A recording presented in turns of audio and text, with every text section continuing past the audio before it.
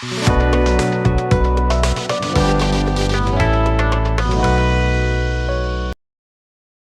Student, डीएनजे academy में आपका स्वागत है।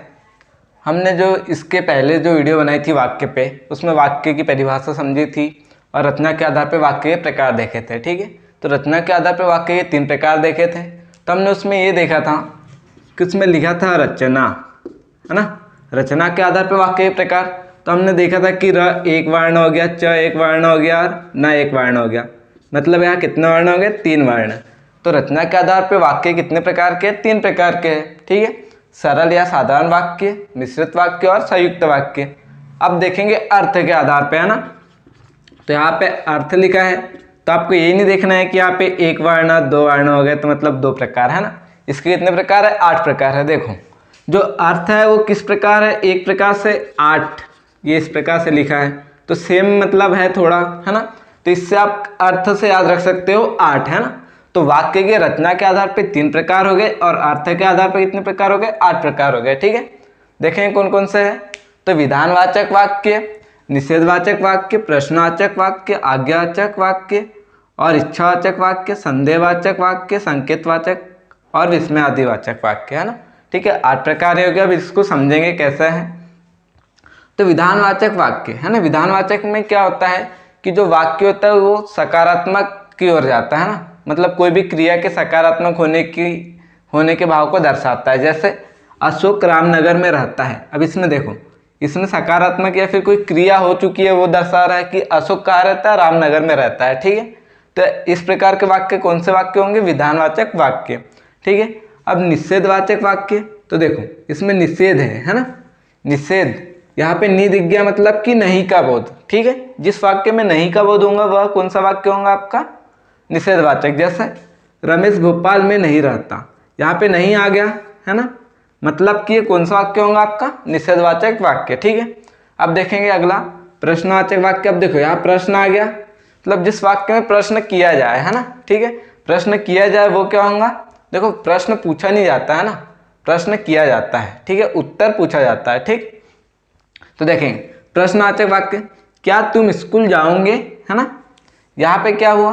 क्या तुम स्कूल जाओगे, तो यहाँ क्या आ गया? तो आप इससे समझ गए कि ये प्रश्नवाचक है ना, प्रश्नवाचक वाक्य है। लेकिन यहाँ पे बहुत सी गलती ये होती है कि यहाँ पे आप पूर्ण विराम का चिन्ह लगा देते हो। यहाँ पे क्या करना है आपको? प्रश्नवाचक का चिन्ह लगाना है ना, तभी आपका क्या होगा? पूरा वाक्य सही होगा। ठीक है, अगर से आपने यहाँ पूर्ण विराम का लगा दिया तो यहाँ क्या होगा? आपका वाक्य गलत हो जाएगा। ठीक है, अब देखेंगे आज्ञावाचक वाक्य।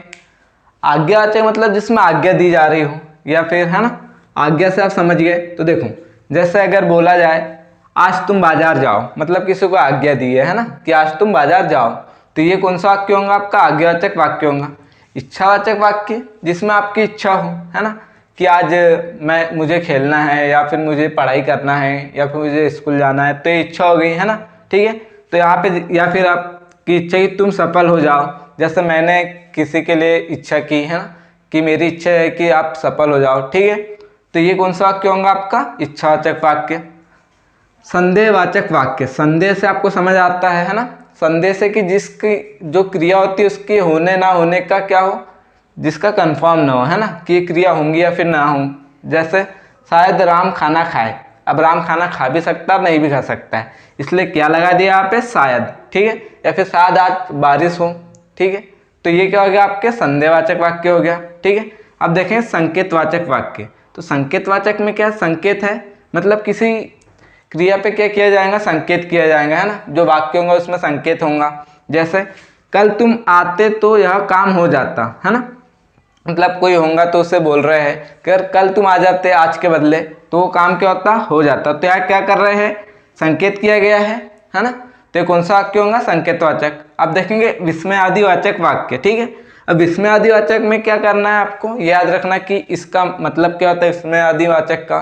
जिसमें हर्ष, शोक, घृणा, है ना, आदि चीजें आती है, वो क्या होता है? विस्मयादिवाचक। ठीक है, जैसे अरे तुम पास हो गए, मान लो कि कोई बहुत ही कमजोर बच्चा है जिसकी पास होने की उम्मीद बिल्कुल भी नहीं है, और मान लो रिजल्ट आया और वो पास हो गया, है ना, तो एकदम से क्या होता है? आश्चर्य हो जाता है ना, कि अरे तुम पास हो गए।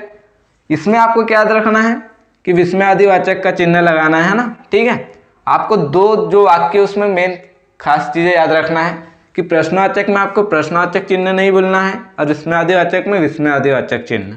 ठीक है, अगर आप वाक्य अगर ऐसा लिख भी दिया क्या तुम स्कूल जाओगे और प्रश्नवाचक नहीं लगाया तो आपका गलत हो जाएगा। यहाँ पे आपने लिख दिया अरे तुम पास हो गए, ठीक है, ये सिंपल हो गया, अरे तुम पास हो गए। अगर आपने चिन्ह लगाया है अरे तुम पास हो गए, है ना, मतलब यहाँ से इस चिन्ह से आपको क्या भाव प्रकट होता है कि ये विस्मयादिवाचक वाक्य है। ठीक है, तो इस प्रकार से ये 8 प्रकार हो गए अर्थ के आधार पर वाक्य के। देखो इससे क्वेश्चन इस प्रकार से बन जाता है, जैसे आपको ये दिया रहेगा क्वेश्चन, अशोक रामनगर में रहता है ना, और इसमें बोला जाए कि आपको इसको निषेधवाचक में बनाइए, है ना। ठीक है, किसमें? निषेधवाचक में। आपको इस वाक्य को निषेधवाचक वाक्य में परिवर्तन करना है। तो आप कैसे करोगे? निषेधवाचक में जिसमें नहीं का बोध हो, है ना।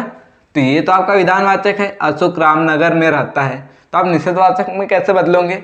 अशोक रामनगर में नहीं रहता है। आपको क्या करना है? निषेधवाचक में नहीं ऐड कर देना है बस, है ना, नहीं जोड़ देना है, तो आपका चिन्ह वो क्या होगा? वाक्य परिवर्तन हो जाएगा। अगर से आपको बोला जाए कि अशोक रामनगर में रहता है, इस वाक्य को आपको प्रश्नवाचक में चेंज करना है, तो क्या करोगे आप? क्या अशोक रामनगर में रहता है, अब प्रश्नवाचक चिन्ह लगाना पड़ेगा आपको उसके लिए। ठीक है, तो हमने देखा कि वाक्य देख लिए थे, वाक्य का हमने रचना के आधार पे प्रकार देख लिया और अर्थ के आधार पे। तो रचना के आधार पे 3 प्रकार हो गए, 1 2 3 वर्ण है तो 3 प्रकार, और अर्थ और 8 लगभग सेम दिखते हैं, है ना, या फिर बोलने में भी सेम ही लगता है। इस हिसाब से आप याद रख सकते हो, अर्थ से 8, है ना।